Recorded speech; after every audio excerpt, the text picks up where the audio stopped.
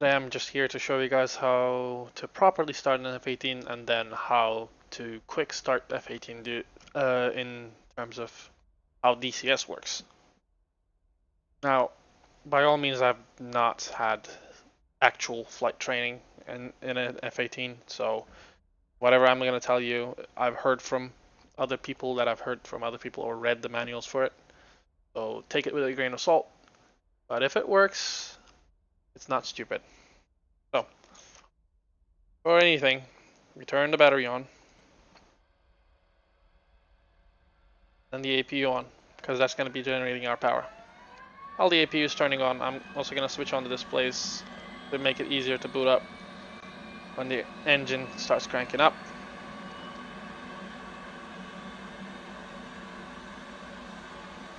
APU light came green, that means we're ready to crack the engine. Now, when we reach 18% RPM, we're going to inject fuel. As you can see, I just injected fuel. It's going to start spooling up. While it's doing that, I'm going to set my INS alignment so that it starts aligning as soon as it has power. Also, set the console lights. After it's more than 30%, you can start cranking the other engine because it's going to pick itself up. And the displays will be coming on soon. Roll left. Inject the other one. And it'll pick itself up as well.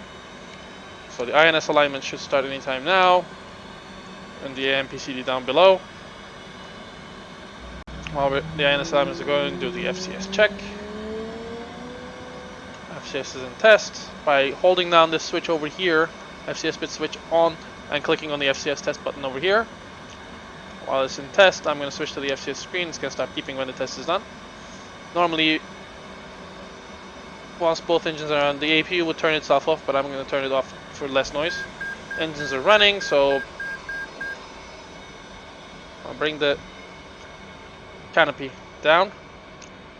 And that beeping that you just heard was the FCS bit test, built-in test, finishing itself.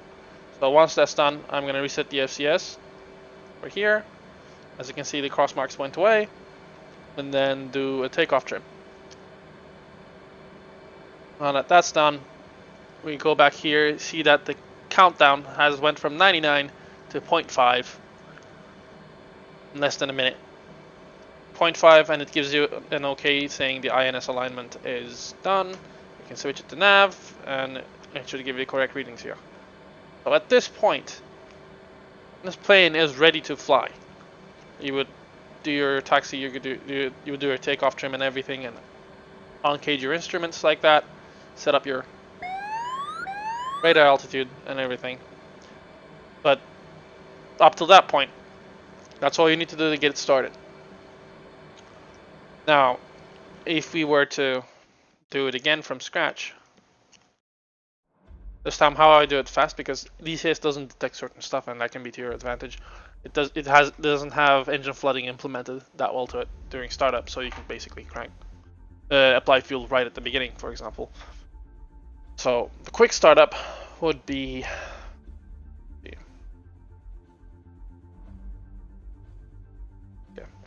fly again.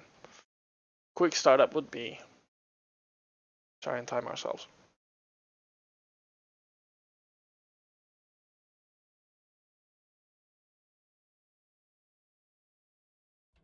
Okay. Armed battery on, APU on, get ready to crank the right engine. Inject both. Since it doesn't detect that, turn the displays on. On. Ground alignment, radar to standby. Consoles and everything else on. Also floodlights on. O-box on. Forgot to do that the previous time. Pulling that already. Just setting stuff that I would normally set doing.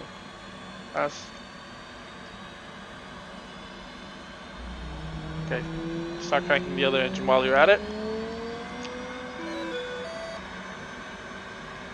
As the screens come on, we'll do the FCS test. Roll left.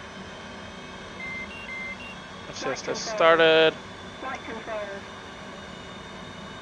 Fish screen set. Uncage. Set. Altimeter set.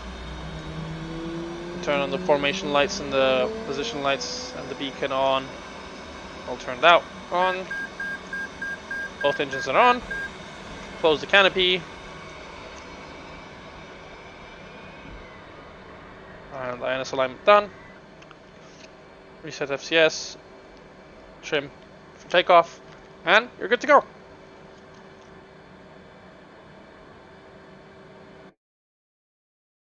Well, that was all. This is how I quit the startup. There are certain nuances though. If you, for example, uncage, turn on your radar altimeter before the engines are running for this power to them. Passing waypoint 2 at 7,000.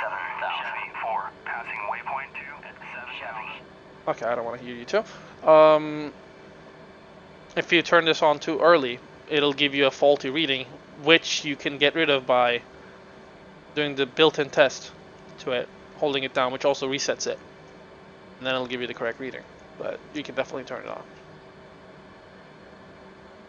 After that, you would set your bingo, do your flaps and everything else. But other than that, it's pretty much good to go. Well, that's all for this stream. It was just a short little demonstration of what you can do in DCS and what shortcomings it has in terms of modeling the actual F-18, from what I've heard. But yeah, that's all. See you guys next time.